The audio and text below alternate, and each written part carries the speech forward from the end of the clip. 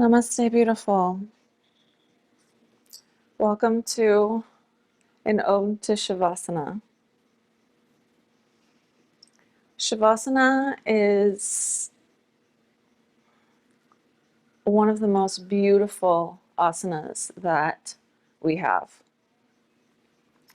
And I think it's often taken for granted or not appreciated. And I'm guilty of taking it for granted and not appreciating it for many years of my practice. I would sometimes even skip it altogether. And I am embarrassed to admit that, but I did. I was able to see all of this value in the physical practice, in the movement, and I could practice for hours and not feel like I was wasting my time. And then when it came to Shavasana, it's like, okay, you can take another 5 to 10 minutes, And I would just start getting so anxious about the things that I had to do that I had to do. Do you really have to do anything? I digress.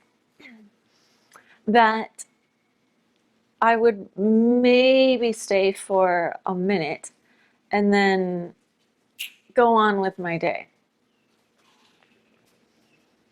Until a couple years ago, I started to really appreciate it. And so I just want to talk about all of the benefits that there are to Shavasana. So number one, when it is at the end of our practice, then the purpose of taking this time to lie on the floor is to allow the practice to integrate, to allow for this integration of the mind, body, and soul from the physical practice that we just did. And you may even notice that as you start to spend more time in Shavasana, then you will more quickly move forward in your physical asana practice. And I think it's something that is hard for us to believe because you kind of just have to believe it or, see the results of it. If I tell you to do a bunch of skandasana and then it will help you to open your hips and get to middle split, that's believable. It makes sense, But when I tell you to lie in Shavasana and it will help you to get to your middle split, for example, I just put up middle split class, so that's on my mind, then maybe you won't believe me. And both are true.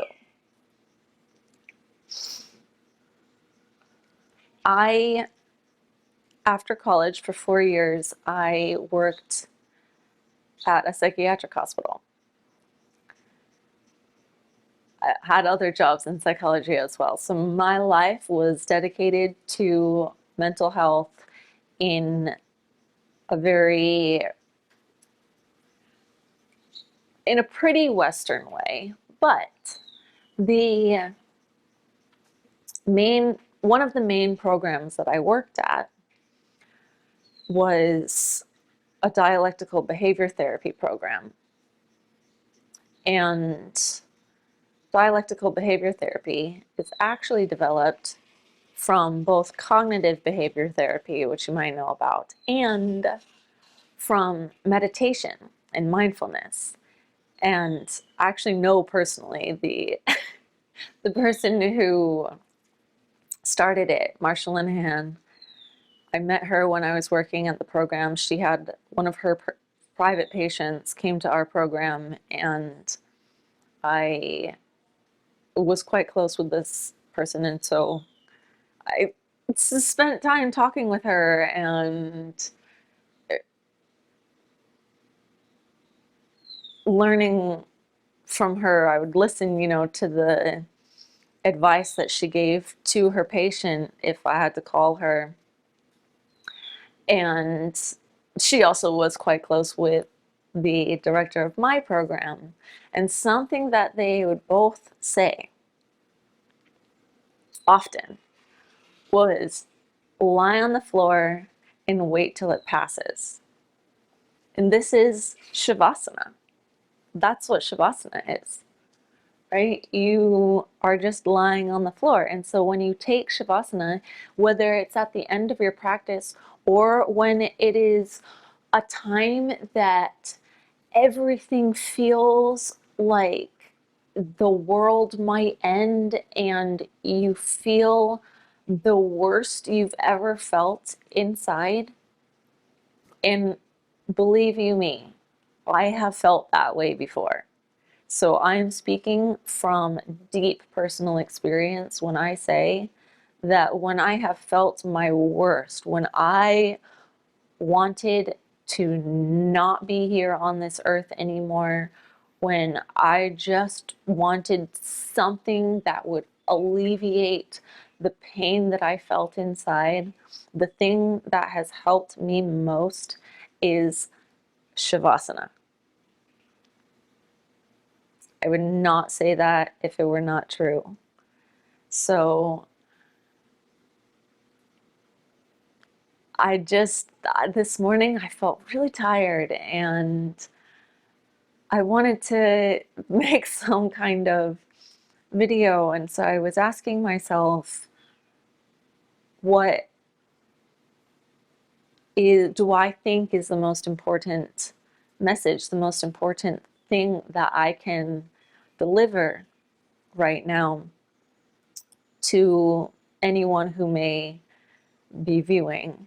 And that's what came to me, was the importance of Shavasana. Now, I did not learn until I was at the airport on the way to my first teacher training.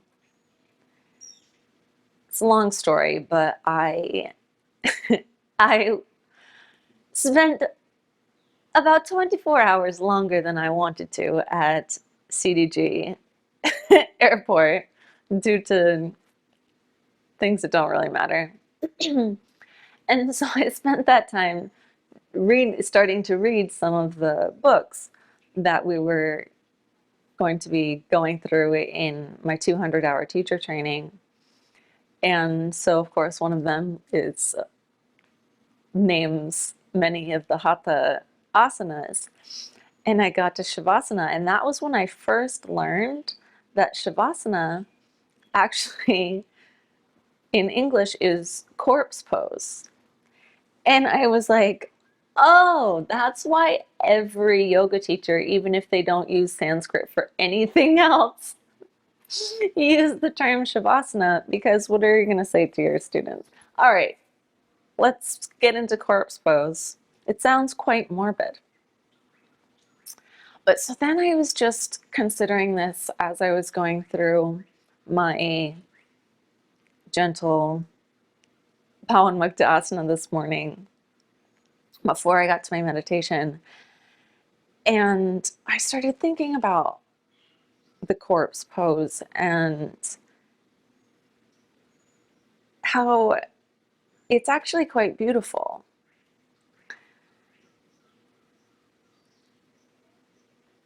Because when we're in Shavasana, we're drawing our attention inward while relaxing the body completely. We are making the body as relaxed as physically possible, as if there is not life in it. And I feel that in the instance of doing that in a different way than in our typical meditation, where we would sit cross-legged, we would sit in Padmasana, we would have this locking for the purpose of bringing the energy up from the root to the crown, right? That's the purpose of sitting in Padmasana, sitting in something tight in meditation is so that you're bringing the energy upward. But then I was thinking, okay, well, in Shavasana, then what we're doing is we're relaxing, and it's almost allowing for our soul, our spirit, our self with a capital S, to roam freely while the body lies there almost lifeless. And then when we say, okay, start to bring awareness back to the body, it's like start to bring life back into the body. You know, call yourself back into your body. And so then I was just finding it to be so much more beautiful than I had considered it to be even before. And I love Shavasana. Actually, the reason that I thought about how I would teach it is, well, so every day I do my joint warm up and meditation, and I didn't really feel like doing more than that today. And often on those days, then that is when I have the motivation to lie in Shavasana. More so than even at the end of my practice. I'll try at the end of my practice. I'll do about 5 to 10 minutes, but on tired days, I can go for longer than 5 to 10 minutes in Shavasana, and I don't have the same guilt about it because I feel, okay, well, I'm tired. I deserve this time. And now that I had this thought about this time being allowing for the soul to be set free during this time, as it is in sleep. You know, when we're in these certain stages of sleep, and this is discussed in yogic texts, in the Upanishads, etc., that this idea in yoga is when we are in certain stages of sleep that our soul is somewhere else. It's doing something else. And then it comes back to the body. And so then we are a corpse during Shavasana. And when it comes back to the body, then we're coming back to life. And so every day, just in the instance of taking Shavasana, of lying on the floor and letting it pass, then we are coming back to life. And often in the times that I would either tell people or take the opportunity myself to lie on the floor and let it pass, then it was in those circumstances in which the desire was to be that, right? And maybe you felt that, maybe you haven't felt that, maybe you've known people who have felt that, but it is just it's not something I would ever wish on anyone. Not my worst enemy. I would never want for them to feel the way that I have felt before in my life. And because I have felt that, then I have felt the magic of Shavasana, the magic of lying down and almost getting that urge fulfilled in the instance of doing so. But then you come back. And I didn't mean to be quite so honest and quite so,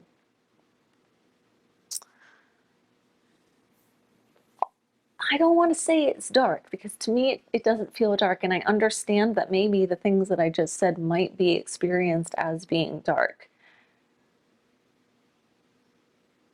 The purpose of saying that is because we get to dark places sometimes, a lot of us, and we can always come back to life. And becoming a corpse, a corpse pose, and then coming out of it gives us that opportunity in such an easy way, right? Shavasana is always there for you. Even when I had my ankle injury, I thought maybe I wasn't going to be able to comfortably find Shavasana, and I still could. So yeah, maybe if there's something that is, I'm trying to think of an instance in which maybe you couldn't, but I think most instances you can. So that is way longer of an introduction than 15 minutes than I intended, but I just, like I said, it was just an ode to Shavasana. And so now that I believe myself to be finished with the speaking about Shavasana, I would like for us to take one together. And I'm going to guide us through relaxing from the toes up to the head. I oftentimes do that in my classes. At the end, sometimes I'll give time to do it on your own, and sometimes I'll end the video. And I have different motivations behind all of those. When I just end the video, it's so that you can choose how long to stay in it. So that then if you want to stay even longer than I'm going to have us stay, or that even longer than I'm going to choose to stay, then you have that opportunity without me interrupting it by saying to start bringing attention back to your fingers and toes. And when I give you the opportunity to do it on your own,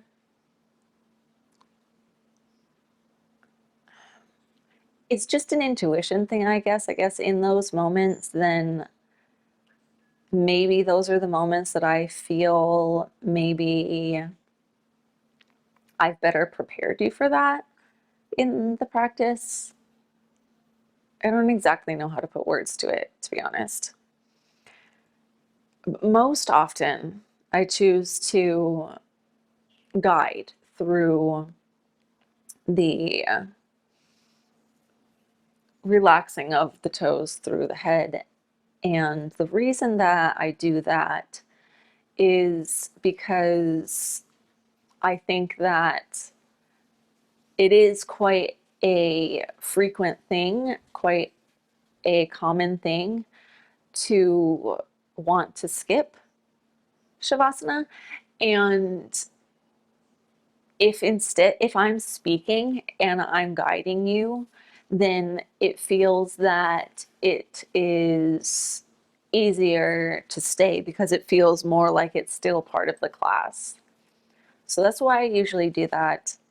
So I am going to do that now, and I would like for, if maybe, so of course I'm going to make this a separate chapter. So if then you want to revisit this just for the purpose of taking the Shavasana and you don't want to listen to everything I just said again, then you can do that. And so then maybe what you would want to do is sometimes have the volume on, and sometimes just have the video on, just to have the company, to have the connection of someone else lying into this position with you, someone else lying on the floor with you. So that all being said, which was quite a lot to be said, let's go ahead and lie in Shavasana. Oh, one more note just on traditional Shavasana. In traditional Hatha and Ashtanga yoga, when we take Shavasana at the end of class, we do so such that our head is toward the teacher and our feet are away from the teacher. And so when I practice Ashtanga alone, then when I get to Shavasana, I will turn around because I feel somehow in Shavasana that there is a teacher in front. I feel how somehow in Ashtanga that there is a teacher in front of me, even though there's not, even though it's just me alone. It somehow feels to me, I think because it's not my own practice, because it is a series that was created and that I'm just practicing because I committed it to memory. And so it feels like there is this person in front of me telling me through it, or this being in front of me. Maybe it's not even a person. And so then when I finish, then I turn around and I take my Shavasana that way, in the traditional way. And so I don't know, I just wanted to say that, when you're at home doing my videos, you don't need to turn around and face your feet away from me. Although, if you want to, of course you can. I said it because I'm actually going to face my feet away right now. I'm going to kind of go this way. In India in general, actually, it's a respect thing to have your feet be not facing any kind of guru or something like this, which I learned simply through my time traveling in India. Yeah, so let's go ahead and take our Shavasana. So I'm going to adjust some things and I will meet you over there. One more thing is that I generally like to practice without a mat, but specifically I find Shavasana to be more comfortable without a mat because I have a really hard time if I'm lying on a mat in Shavasana with with where my feet or my arms are, when some of it is on the mat and some of it is not. And so then I'll like be trying to move around, trying to find the right spot so that I'm not concentrating on where my arm is on the mat or something like that. So if you have found yourself doing the same thing, then I would like to encourage you to also just lie on the floor, or lie on the ground actually would be ideal. Unfortunately, my ground is not really liable over here. I tried to find a space that it might be, but it's just not really. Okay, now let's go ahead and take our Shavasana. Okay, so lying down onto the floor, taking the feet comfortable with distance apart. The hands are comfortable with distance apart. Gently closing down the eyes.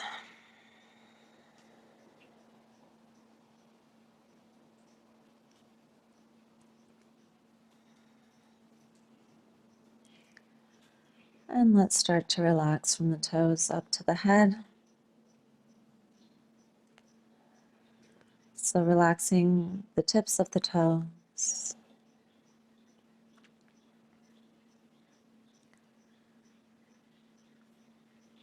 Relaxing the toe joints.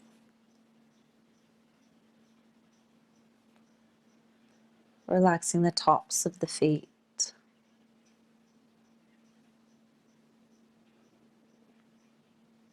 Relaxing the soles of the feet.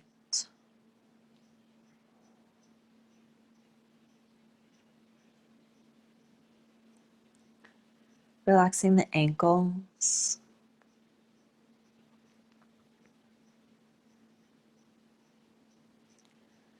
Relaxing the shins and the calves.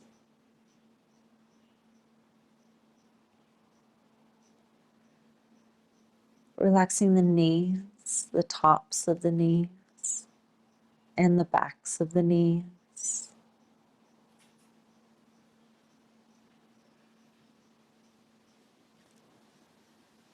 Relaxing the quads and the hamstrings.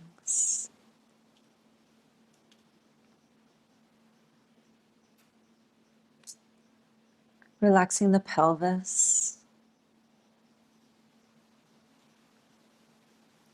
Relaxing our sex.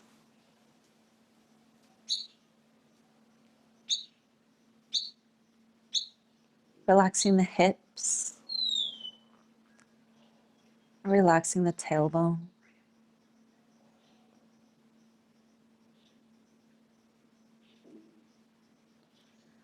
Relaxing the space below the belly button. And relaxing the lower back.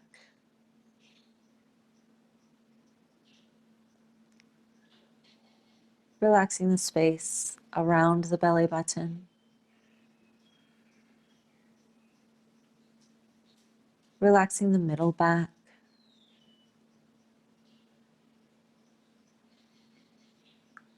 Relaxing the whole belly.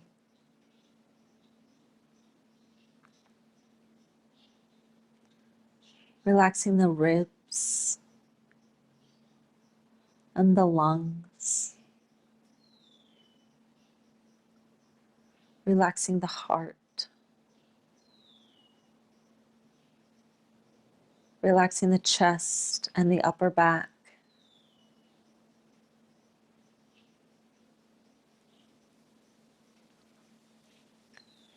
Relaxing the shoulders, the upper arms.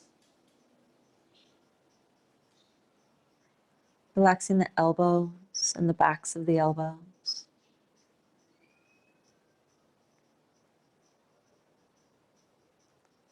Relaxing the lower arms.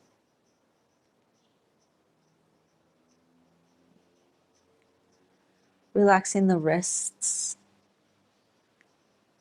the palms, the backs of the hands.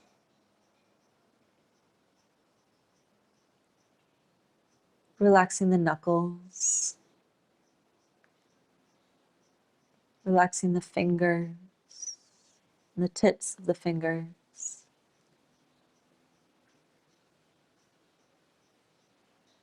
Relaxing the collarbone.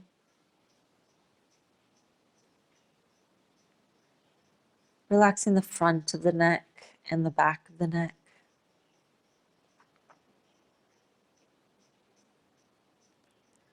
Relaxing the jaw and the ears.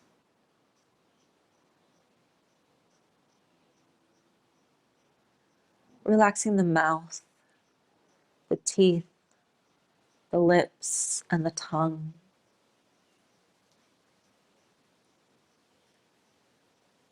Relaxing the cheeks.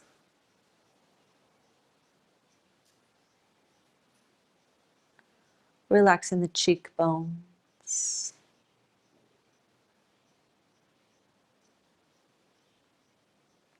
Relaxing the nose.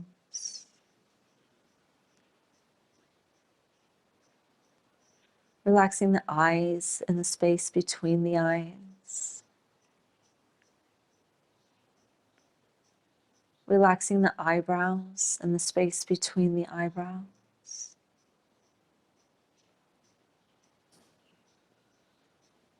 Relaxing the forehead.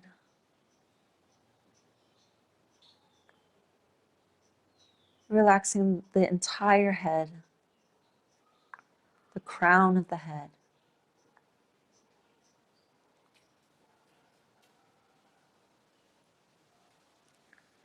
Reaching up above the head and relaxing the space above the head.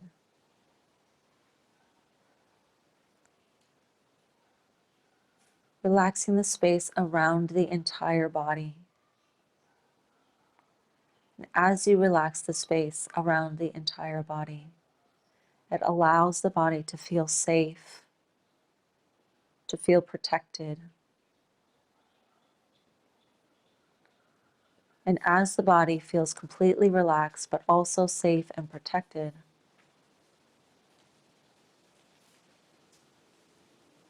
it provides the opportunity for the self to explore.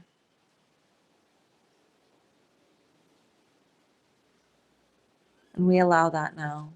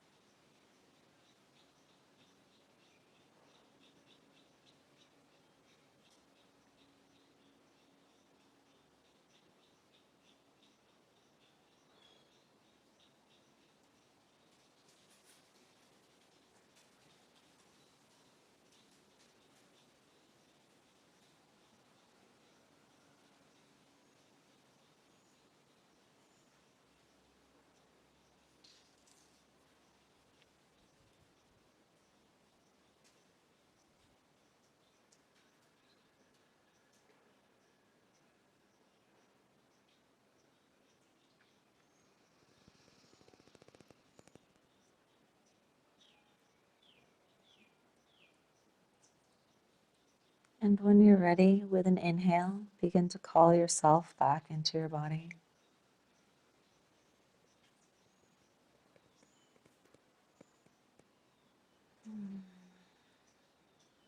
And begin to very slowly and gently feel the life re-entering your body. Feel it as you begin to move your fingers and your toes. Feel this new sense of life, this prana re-energized. And beginning to move the wrists and the ankle.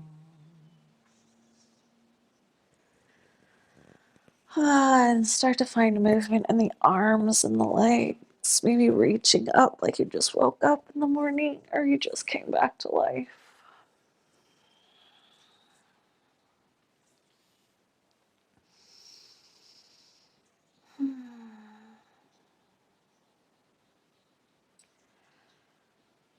And let's go ahead and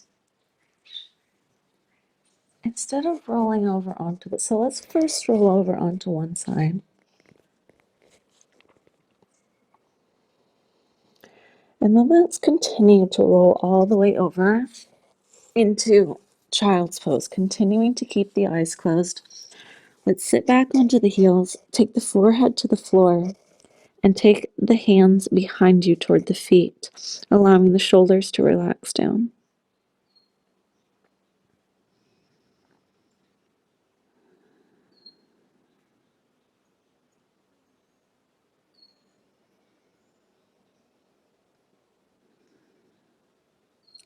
So now you've been birthed again into your child.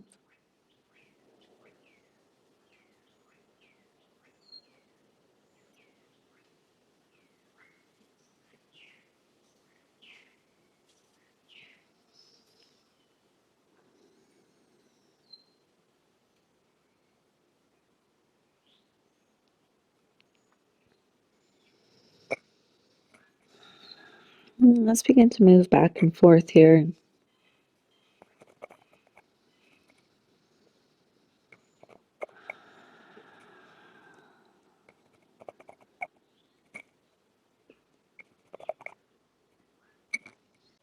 And then from here, let's go ahead and roll it up into a seated position, continuing to keep the eyes closed.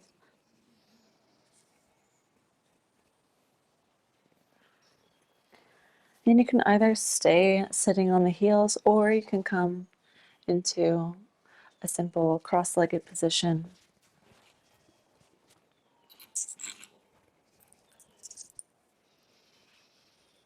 Now let's take the hands and let's place them facing down onto the knees for grounding. And I just want you to notice how you feel.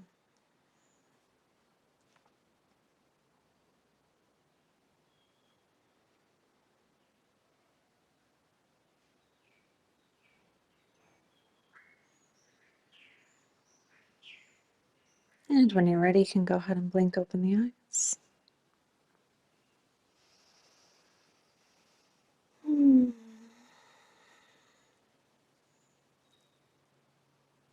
I hope that felt rejuvenating for you. Felt nice for me. I didn't want to come out.